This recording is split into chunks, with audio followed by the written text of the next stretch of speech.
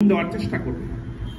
আমি যে পরিমাণ আশা নিয়ে এই দাবিটা উত্থাপন করেছিলাম বা মেসেজ দিয়েছিলাম, আকাঙ্ক্ষা প্রকাশ করেছিলাম, আমি দেখেছি পরবর্তীতে আমার আশার চেয়ে অনেক বেশি রেসপন্স আমি পেয়েছি, আলহামদুলিল্লাহ।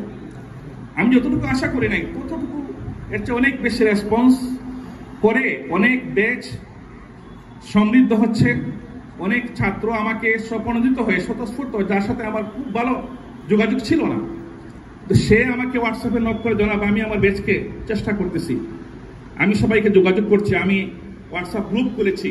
এরকম হোয়াটসঅ্যাপ গ্রুপ খুলে খুলে বিভিন্ন ব্যাচ যেভাবে স্বতঃস্ফূর্তভাবে জামিয়ার জন্য কিছু করার যে পেরেশানি আমি লক্ষ্য করেছি, সেজন্য আমি বলবো যে হোস্টেলের জন্য টাকা পয়সার অভাব হবে না।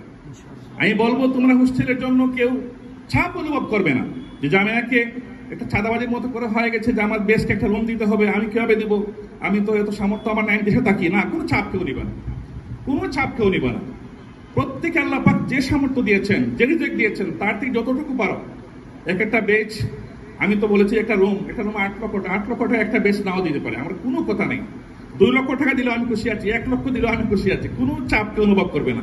কিন্তু এমনও হয়েছে যেটা প্রত্যাশা দেবে, তোমাদের একটু আগে একটা 23 নম্বর বেচ, 18 নম্বর বেচ, ইমরান তাদের বেচ, ইমরান ইউকে থাকে, এরপরে সুলতান আমেরিকায় থাকে, মহিবুল আলম, জাহাঙ্গীর ইউরোপে, তারা নিজেরাই বলছে যে আমরা ইনশাআল্লাহ আমাকে 2টি রুম দেবো, আলহামদুলিল্লাহ।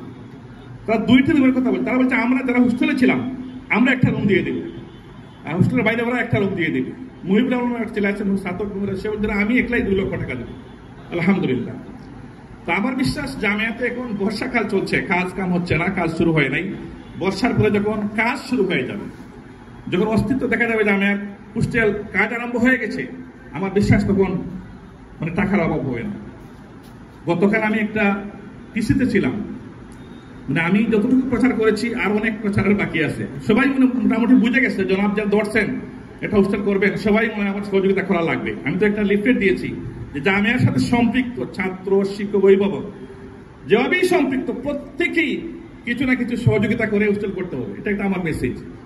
তো গতকালকে আমি একটা টিসিতে আলোচনা করার পরে একজন ডাক্তার এসে আমার সাথে সামনে থেকে আমার আমি স্টেজ চলে আসেন, কানে কানে বলছেন উনি জামিয়ার অভিভাবক না, ওনার সাথে ছাত্র জমানায় আমার আন্দোলনের সম্পর্ক ছিল।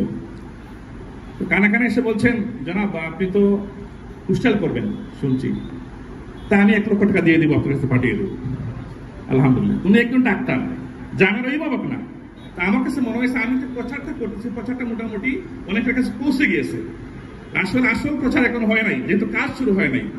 তো প্রচার হয়ে গেলে, কাজ শুরু হয়ে গেলে ইনশাআল্লাহ আমার বিশ্বাস জামিয়াকে যারা ভালোবাসেন, যারা পরামর্শ দেন, যারা জামিয়ার অনেক বেশি উন্নতি অগ্রগতি কামনা করেন, প্রত্যেকেই ইনশাআল্লাহ শরীক হতে বাধ্য হবেন এবং সকলের সহযোগিতা নিয়ে, সকলের ভালোবাসা নিয়ে, সকলের আন্তরিক প্রত্যাশা পূরণ করে ইনশাআল্লাহ খুব কম সময়ের ভিতরেই জামিয়া হোস্টেল প্রতিষ্ঠিত হয়ে যাবে ইনশাআল্লাহ।